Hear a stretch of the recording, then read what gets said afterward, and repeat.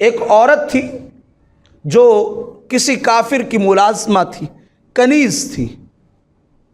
اماں جی عائشہ صدیقہ رضی اللہ تعالی عنہا کے پاس ایمان لانے کے بعد وہ حاضر ہوتی، اور جب بھی آپ کی مجلس میں بیٹھتی تو کہتی وہ ہار والا دن بڑا عجیب دن تھا جس نے مجھے کفر سے نکال کر ایمان کی دولت عطا کر دی۔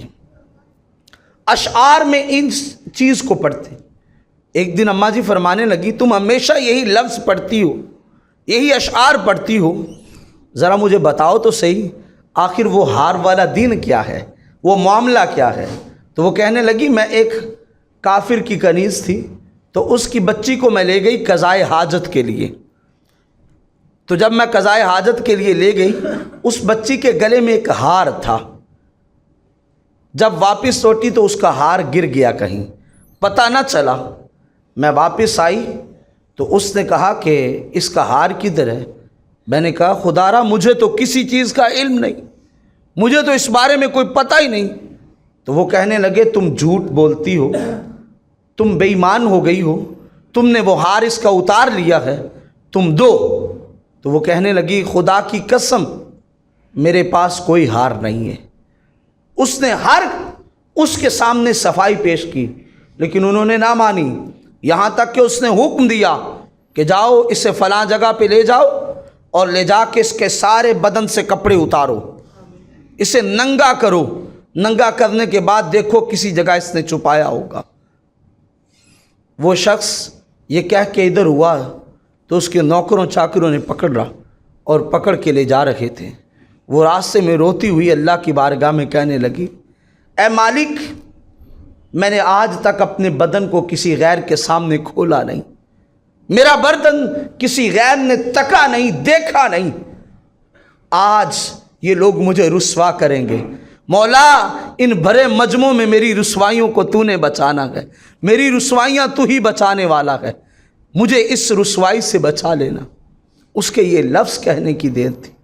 وہ لے گئے اور قریب تھا کہ اس کے بدن سے کپڑے اتارتے اور اتار کر اس کے وجود کو ننگا کرتے۔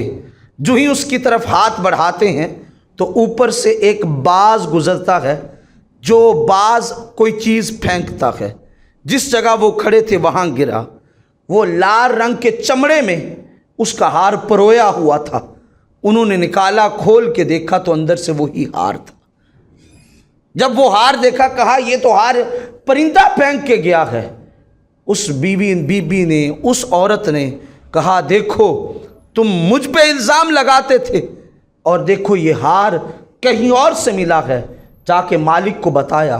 جب مالک کو بتایا تو مالک نے کہا کہ یہ بی بی اتنی سچی اور اس کے بارے میں نے ایسا عمل کیا۔ اس نے کہا جا تجھے میں نے آزاد کر دیا۔ وہ جب آزاد ہوئی تو وہ حضرت عائشہ صدیقہ رضی اللہ تعالی عنہا کے پاس آئیں اور کلمہ پڑھا حضور کی ذات سے، اور پھر انہیں یہ ماجرا سنایا۔ تو حضرت عائشہ نے پوچھا بھئی تو نے اس وقت جاتے جاتے کہا کیا تھا؟ اس عورت نے کہا کہ میں نے جاتے جاتے یہ بات کہی تھی مولا اگر تو حقیقی مالک تو ہے، اگر محمد کا رب تو سچا ہے تو مجھے کسی بندے سے کوئی امید نہیں، کسی پہ میرا بھروسہ نہیں، کسی پہ میرا یقین نہیں۔ میں تجھ پہ یقین کر کے کہتی ہوں مولا آج کے دن مجھے عزت دے دینا، میں تیرے محمد کے قدموں کی دھول بن کے غلامی مصطفیٰ قبول کر لوں گی۔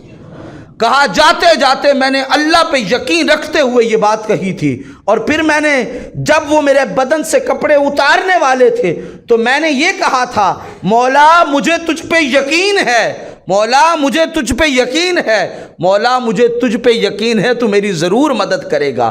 میرے زبان سے یہ لفظ نکل رہے تھے، ادھر سے وہ باز اپنے پنجوں سے ہار نیچے پھینک رہا تھا۔ میرے بدن کی طرف ہاتھ بڑھنے والا تھا لوگوں کا، ادھر سے ہار نیچے گلا۔ اللہ نے میری عزت کو محفوظ رکھا، میرے بدن کو کسی پہ آیا نہ کیا، میری سطر کو اللہ نے اسی طرح محفوظ رکھا، اور اللہ نے وہ ہار بھی عطا کر دیا۔ تو تو حضرت عائشہ ان سے فرمانے لگی اے بی بی تجھے پتہ ہے یہ مقام کیسے ملا؟ وہ کہنے لگی ہاں مجھے پتہ ہے بی بی یہ مقام مجھے کیسے ملا، اس وجہ سے ملا کہ میں نے اللہ کی ذات پہ بھروسہ کیا تھا، اللہ نے میری عزت بھی محفوظ رکھ لی اور لوگوں میں میرا مقام بھی پیدا فرما دیا۔